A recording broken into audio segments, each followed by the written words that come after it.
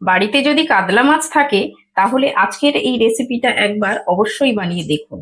এই উপকরণগুলো দিয়ে কাতলা মাছ রান্না করলে এতটাই সুস্বাদু খেতে লাগবে যে একবার খেলে সাধারণ মাছের রেসিপি ভালোই লাগবে না। খুব কম উপকরণে খুব সহজ, কিন্তু স্বাদ হবে অসাধারণ। চলুন শুরু করি।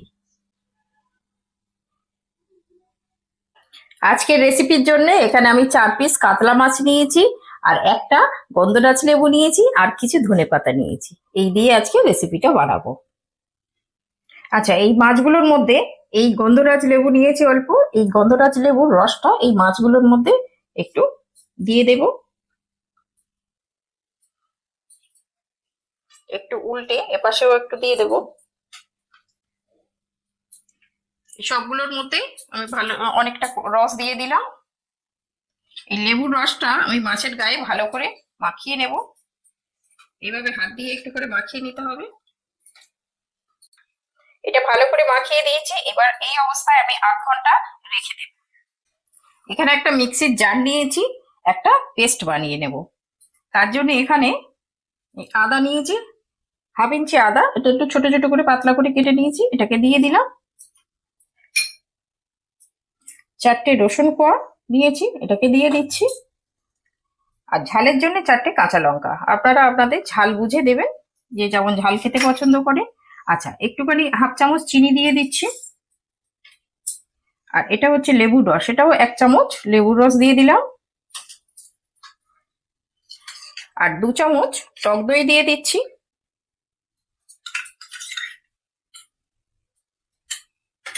আর বেশ কিছুটা ধনেপাতা এর মধ্যে দিয়ে দিচ্ছি।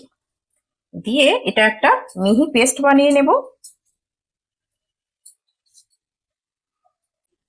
পেস্টটা আমার হয়ে গেছে, দেখুন এইরকম মিহি একটা পেস্ট বানিয়ে নিতে হবে। এবার আমি এটা সাইডে রেখে দিচ্ছি। এখানে একটা বড় সাইজের পেঁয়াজ নিয়েছি, এবার এটাকে কেটে নেব। পেঁয়াজটা একটু ছোট ছোট করে কাটবো।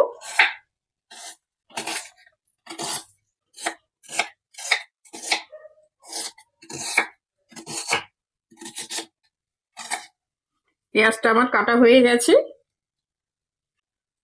আমার সব জোগাড় হয়ে গেছে, এবার রান্নাটা শুরু করে দেব।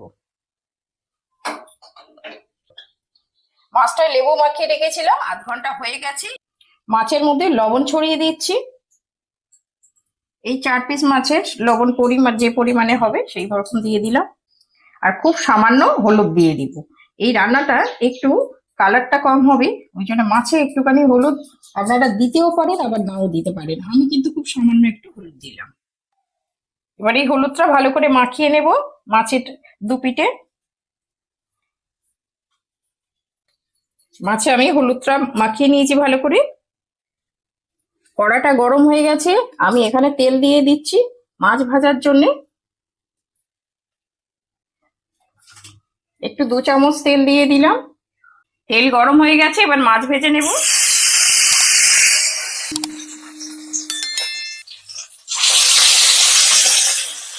আমি এখানে দুটো দুটো করে ভাজবো।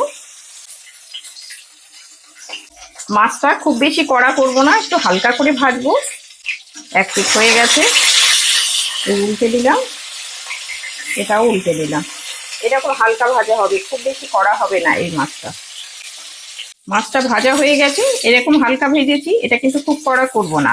এবার আমি তুলে নেব, তেল ঝরিয়েই তুলবো। আচ্ছা, তুলে একটা থালার মধ্যে নিয়ে নিচ্ছি। বাকি মাছ দুটো ভেজে নেব।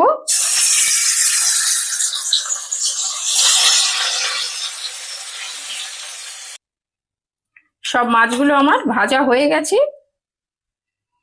এই মাছ ভাজা তেলের মধ্যে একটু ফোড়ন দিচ্ছি, 2টো শুকনো লঙ্কা ফোড়নে দিলাম, আর একটু কালো জিরে, একটু হাফ চামচ মতো কালো জিরে ফোড়নে দিয়ে দিলাম। ফোড়নটা হয়ে গেছে, ফোড়নের একটা গন্ধ বেরিয়েছে। এবার আমি যে পেঁয়াজটা কেটে রেখেছিলাম এটা দিয়ে দেব।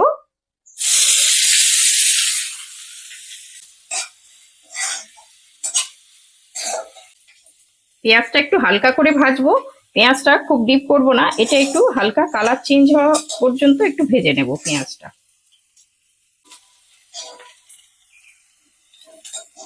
পেঁয়াজটা আমার ভাজা হয়ে গেছে, দেখুন এইরকম হালকা ভাজা হবে। এই পেঁয়াজটা কিন্তু খুব বেশি লাল করা যাবে না। এবার এই মিক্সির পেস্টটা দিয়ে দেব। পেস্টটা দিয়ে দিলাম।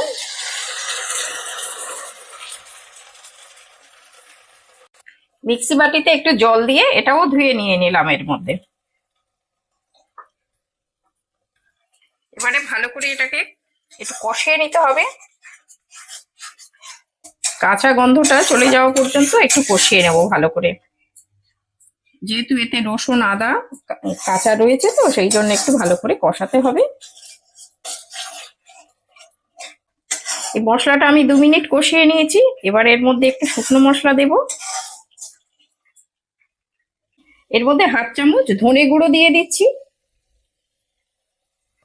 এখানে জিরে গুঁড়ো দিলাম, এটা 1/2 চামচেরও কম, খুব সামান্য একটু জিরে গুঁড়ো দিয়ে দিচ্ছি। আর এই রান্নার মধ্যে কিন্তু আমি কোনো হলুদ দেবো না, এটা একটু সবুজ সবুজ মতো কালার হবে, সেই জন্য এই দুটো গুঁড়ো মশলাই দিলাম। এবার স্বাদ মতো লবণ দিয়ে দিলাম। এবার এই মশলাটা আমি একদম লো হিটে ভালো করে কষিয়ে নেব। এই মশলাটা কিন্তু খুব ভালো করে কষিয়ে নিতে হবে। এই মশলা কষানোর উপরেই রান্নার স্বাদটা বাড়ে। আজকের এই ধনেপাতা আর গন্ধরাজ কাতলার রেসিপিটা যদি আপনাদের ভালো লেগে থাকে, তাহলে এই রকম সহজ ও ঘরোয়া রেসিপি পেতে আমার এই রান্না বাংলা ব্লগ চ্যানেলটিকে সাবস্ক্রাইব করে পাশে থাকবেন।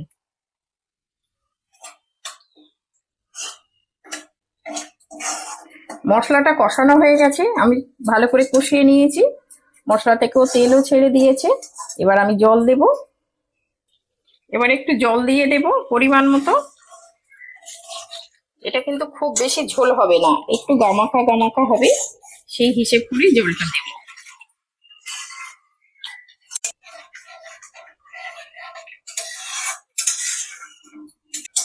এই ঝোলটা ফুটে ওঠা পর্যন্ত একটু অপেক্ষা করব।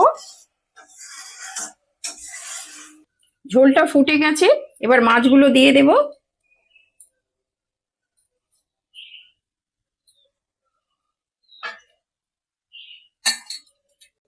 একটু নাড়িয়ে দেব, এটা এইভাবে একটু মিশিয়ে দেব।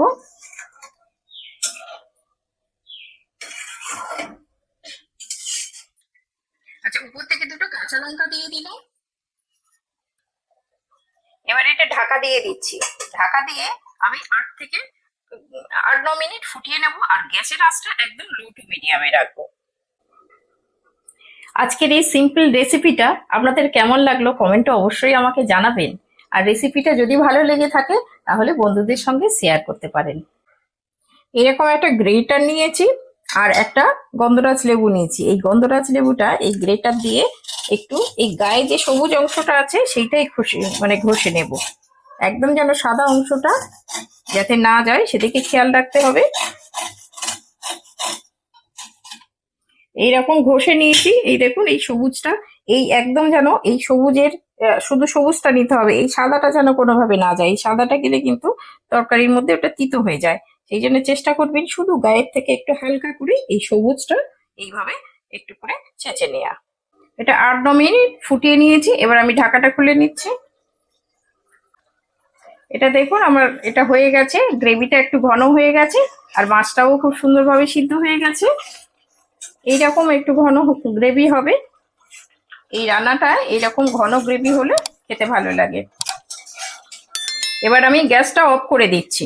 আচ্ছা, গ্যাস অফ করে দিয়ে আমি একটু লেবুর রস উপর থেকে একটুখানি অল্প করে লেবুর রস ছড়িয়ে দিচ্ছি। আর এই যেটা আমি গ্রেটারে গ্রেট করে রেখেছিলাম লেবুর গায়ের যে সবুজ অংশটা, সেটা একটু ছড়িয়ে দেবো এর মধ্যে। এইটা কিন্তু দিলে দারুণ একটা ফ্লেভার হয় এই রান্নার মধ্যে। এই গন্ধরাজ লেবুর এইটা এই যে জেসটা দিলে খুব সুন্দর ফ্লেভার হয়। আপনারা যদি পারেন এর যদি গন্ধরাজ লেবুর পাতা থাকে সেটাও দিয়ে দিতে পারেন, দিলে দারুণ একটা ফ্লেভার আসে। এবার উপর থেকে অল্প ধনে পাতা ছড়িয়ে দিচ্ছি। আচ্ছা, এই ধনে পাতাটা ছড়িয়ে দিয়ে আমি একদম ঢাকা দিয়ে দেবো। এই ঢাকা দিয়ে আরো 3-4 মিনিট রেখে দেবো, তারপরে আমি ফিরে আসছি। 3-4 মিনিট হয়ে গেছে, আমি এবার ঢাকাটা খুলে নিচ্ছি। এটা আমার দেখুন কত সুন্দর হয়েছে, আর এত সুন্দর ফ্লেভার বেরোচ্ছে যেটা আমি আপনাদের বলে বোঝাতে পারবো না। একবার হলেও এইটা রান্নাটা করে খাবেন। আর এইটা কিন্তু দেখুন গরম ভাতের সঙ্গে বা এমনি হালকা পোলাওর সঙ্গে কিন্তু দারুণ খেতে লাগে। আর এর এত সুন্দর ফ্লেভার বেরোচ্ছে এই গন্ধরাজ লেবুর, যেটা বলে বোঝানোর মতো নয়। তো একবার অন্তত বানিয়ে খাবে, সবার খুব ভালো লাগবে। দেখুন কত সুন্দর হয়েছে। এটা গরম ভাতে বা প্লেন রাইসের সঙ্গে দারুণ খেতে লাগবে।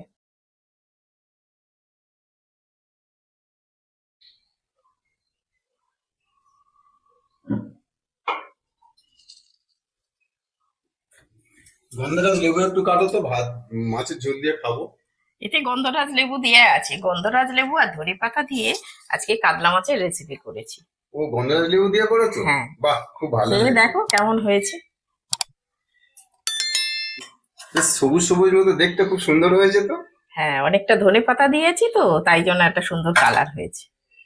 হ্যাঁ, আজকে একটু অন্যরকম দেখছি, বেশ সুন্দর দেখতে হয়েছে। হুম, খেয়ে দেখো কেমন হয়েছে।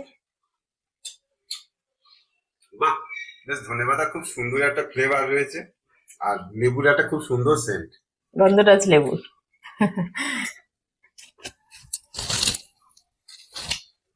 খুব ভালো লাগছে, খুব ভালো। হ্যাঁ, এটা দারুণ খেতে লাগে এটা। দেখুন। গন্ধরাজ লেবুর একটা সেন্ট আলাদা, দারুণ খেতে লাগে। হ্যাঁ, গন্ধরাজ লেবু দিয়ে এইরকম ধনেপাতা, মানে এই রান্নাটা খুব ভালো খেতে, হুম। দারুণ খেতে লাগে। কাতলা। তরকারির কালারটা দেখলে কি সুন্দর। হুম, এই কাতলা মাছের দিয়ে এই রান্নাটা খুব দারুণ হয় খেতে। দেখি কেমন হয়েছে। হ্যাঁ, খেয়ে দেখো, দারুণ হয়েছে।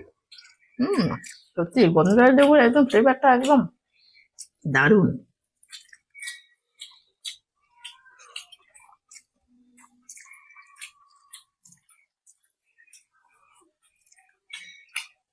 বেশ হালকা টক টক, দারুণ লাগছে। হুম, হালকা টক আর লেবুর একটা সুন্দর ফ্লেভার, তো দারুণ খেতে লাগে।